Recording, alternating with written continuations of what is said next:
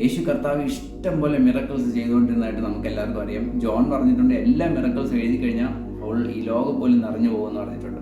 പക്ഷേ ഇത്രയും മിറക്കിൾസ് ചെയ്യുന്നത് യേശു കർത്താവ് ചെയ്യുന്നത് കണ്ടിട്ടും ശിഷ്യന്മാർ യേശു കർത്താവിനോട് ചോദിച്ചത് ഒരേ ഒരു ക്വസ്റ്റ്യനാണ്, നമ്മളെ പ്രാർത്ഥിക്കാൻ പഠിപ്പിക്കണം എന്ന് പറഞ്ഞിട്ട്. എങ്ങനെ മിറക്കിൾസ് ചെയ്യാമെന്ന് പറഞ്ഞ് ഒരിക്കൽ പോലും ശിഷ്യന്മാർ ചോദിച്ചിട്ടില്ല.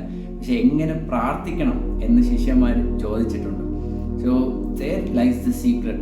ഈ മിറക്കിൾ, സയൻസ്, വണ്ടേഴ്സ് എല്ലാത്തിൻ്റെയും പിറകിൽ യേശു കർത്താവ് ഡിഫറെൻ്റ് ആയിട്ട്, അവരിൽ നിന്ന് ഡിഫറെൻ്റ് ആയിട്ട് ആകെ ചെയ്യുന്ന ഒരു കാര്യം, ഹീ പ്രേഡ്. അത് ബൈബിളിൽ പല ഭാഗത്ത് നമുക്ക് കാണാം. He prayed all night, he prayed late in the night, he prayed in the morning, he prayed. എല്ലാ നേരത്തിലും ഹി വാസ് പ്രേയിങ്. സോ ഞാൻ ഈ പ്രെയർ എന്താണെന്ന് എപ്പോഴും ഇങ്ങനെ ചിന്തിച്ചുകൊണ്ടിരിക്കാറുണ്ടായിരുന്നു. പ്രെയർ ഇൻ ഷോർട്ട്, ഏറ്റവും സിമ്പിളായിട്ട് പറഞ്ഞാൽ എന്താണ് പ്രെയർ? കാര്യം നമ്മളോട് കർത്താവ് വേറൊരു ഭാഗത്ത് പറഞ്ഞിട്ടുണ്ട്, അൺസീസിങ് പ്രെയർ, എപ്പോഴും പ്രാർത്ഥിച്ചുകൊണ്ടിരിക്കണം, എപ്പോഴും പ്രാർത്ഥനയിൽ ഇട്ടിരിക്കണം എന്ന് പറഞ്ഞിട്ടുണ്ട്.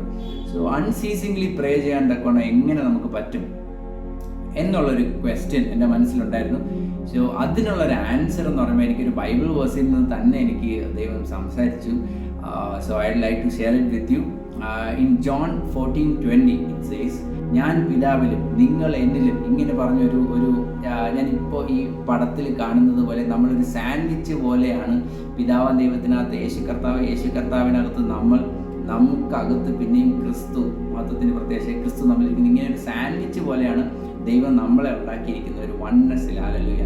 പക്ഷേ ഈ ഒരു കോൺഷ്യസ്നെസ് നമുക്കുണ്ടോ? ഈ വചനത്തിൽ പറയുന്നതാണ് അവർ അന്ന്, അതായത് ഈ ഒരു ഫ്യൂച്ചറിസ്റ്റിക് ടൈമിൽ നമ്മൾ മനസ്സിലാക്കും എന്ന് പറഞ്ഞാണ് കർത്താവ് ശിഷ്യന്മാരോട് പറയുന്നത്. ആ സമയത്ത് പറഞ്ഞൊരു കാര്യം നമുക്കിപ്പോൾ ആ ബോധ്യമുണ്ടോ? Conscious awareness of the God who lives in us and around us.